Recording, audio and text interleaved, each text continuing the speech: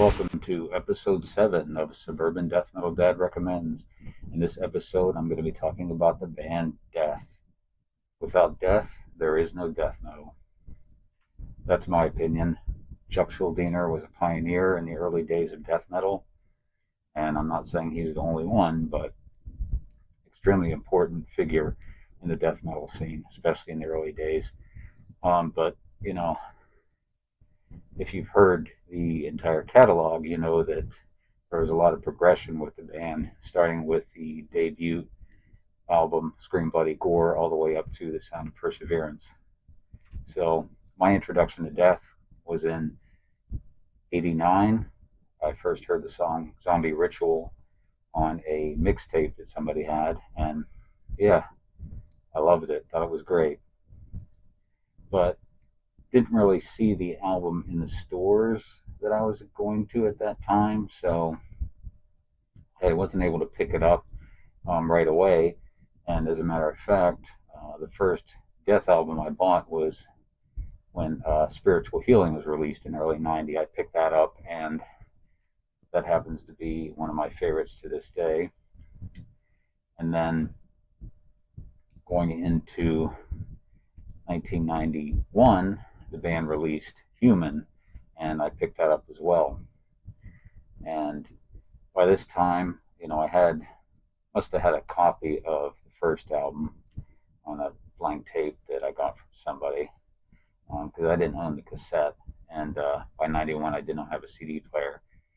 So, and I was aware of Leprosy as well, but I did not pick that up yet. So basically, going into early '92, I would have had Spiritual Healing and Human on cassette, and then a copy of Scream Bloody Gore.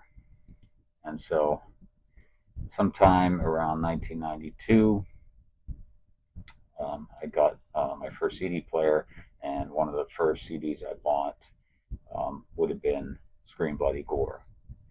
So, and then sometime later, I ended up picking up Leprosy on cassette. So that's what I had by the end of 1992. I had their 4 albums. And then going into 1993, the band released Individual Thought Patterns. And up to this point, I was a big fan of the first 4 albums. They didn't sound alike. They all had a different sound. There was a clear progression there from Scream Bloody Gore all the way up to Human, getting more technical and progressive. Obviously with the new band members that helped out on Human, the 2 guys from Cynic, Paul Masvidal and Sean Reinhart, excellent musicians. And of course you had Steve DiGiorgio from Sadis playing bass. And it was just, I think, a fantastic album, Human. Going into 1993, the release of Individual Thought Patterns, we had Steve DiGiorgio continued with Death, and now we have Gene Hoglan from Dark Angel, fame at the time on drums, and guest lead work by Andy LaRocque from King Diamond. So this is not, I think, a biggest step from Human to Individual Thought Patterns. I thought was not a giant step. Still a very good album, but not one of my favorites, to be honest. Then in 1995, the band released Symbolic, which I think was going back to a little more simple song structure, not quite as technical and progressive as Human and Individual Thought Patterns, but really killer sound on this album. The production, and a lot of great riffs, and this one's a very good album, I think, and basically a good mixture of where Death was at the time, and now leading up to The Sound of Perseverance. Chuck Schuldiner, I think was ready to move on from Death, and didn't really want to do vocals anymore, and had formed the band Control Denied with a different vocalist. But anyway, talking about The Sound of Perseverance, going back to, I guess, more of a regular metal sound, and Chuck's vocals are quite different on this one, singing higher pitched. And to be completely honest, this is one that I cannot get into. I've listened to Sound of Perseverance many times, and it just doesn't stick with me. I don't like the way that Chuck sings on this album, the high pitched, and the song was just, I don't know, kind of fall a little flat with me. Um, if you're more into like progressive stuff, or even maybe going into power metal or something like that, or regular heavy metal, um, might be a nice choice for you. But for me, I just wasn't a big fan of this album. And, you know, a few years later, unfortunately, in 2001, Chuck passed away, and this is well documented and everything. And like I said, in my opinion, he was a pioneer for death metal, great musician, very focused, very driven, you know, knew what he wanted death to be. And, there's a, history of a lot of members in and out of the band. And, some talk about Chuck being difficult to work with.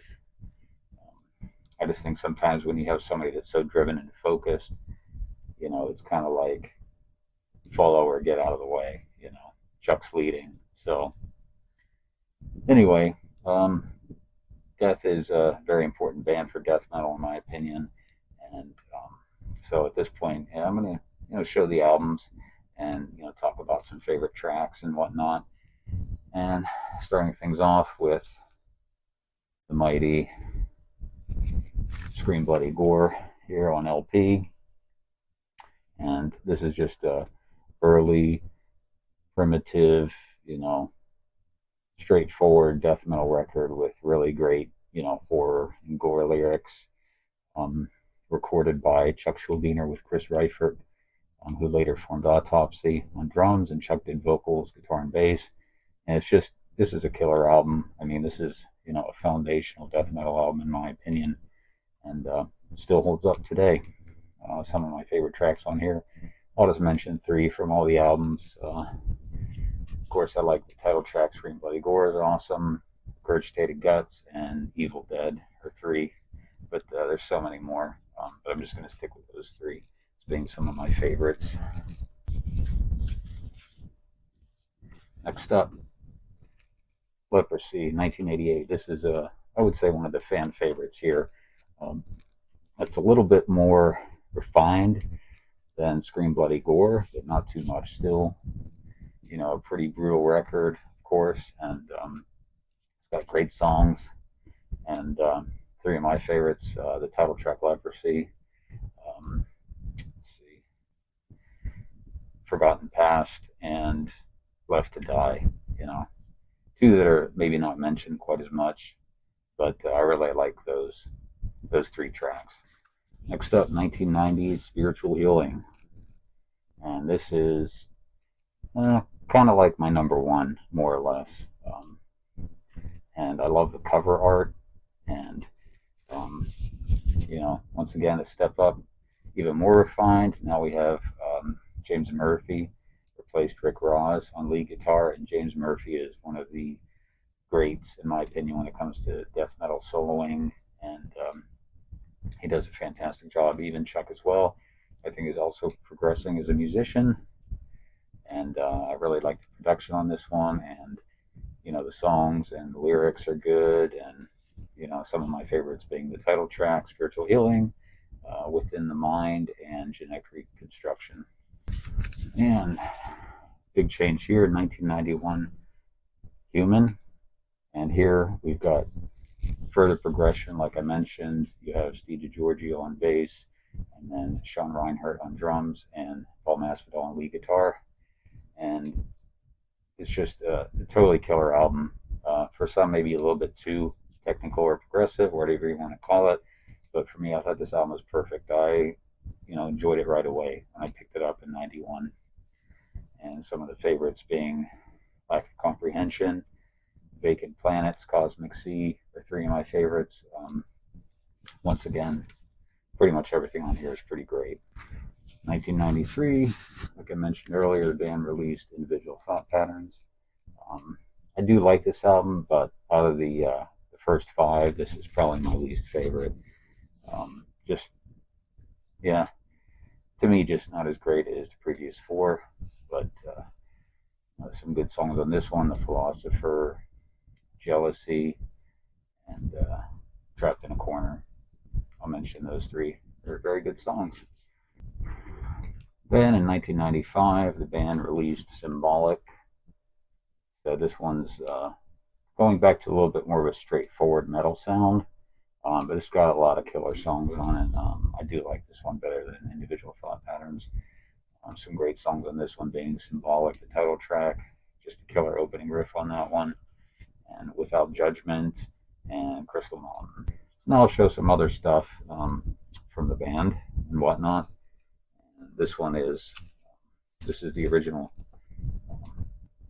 first pressing of Scream Bloody Gore on CD, and it is missing the two bonus tracks that are on the later presses, being Beyond the Unholy Grave and Live No Return, which are great songs. So, but the reason I wanted to bring up the booklet is in this they had a member short term that did not perform on the album, and but they had him in the booklet originally. The later pressings do not have him in there, but I'm talking about John Hand there, the second guitarist. Like I said, he did not perform on the album, so they removed him completely from future releases. Just kind of a cool little thing there, little trivia thing. And a couple of DVDs. Like I mentioned, they had the CD and also the DVD, the Death Live in LA, Death and Raw,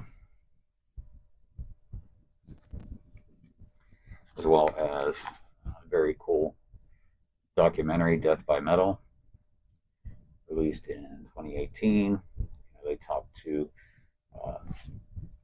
ex-band members, so I thought it was a very, very good documentary about Death. I watched it a few times. I definitely think if you're a fan of Death, it's worth picking up, listening to some insights from guys that knew and played with Chuck Schuldiner. Kind of a weird little thing here is Death Spiritual Healing Puzzle. They released some puzzles from a few of the albums. I think at least the first 4 or 5. I'm not 100% sure, but I just picked up the Spiritual Healing one because, yeah, this is kind of my favorite album cover from the band.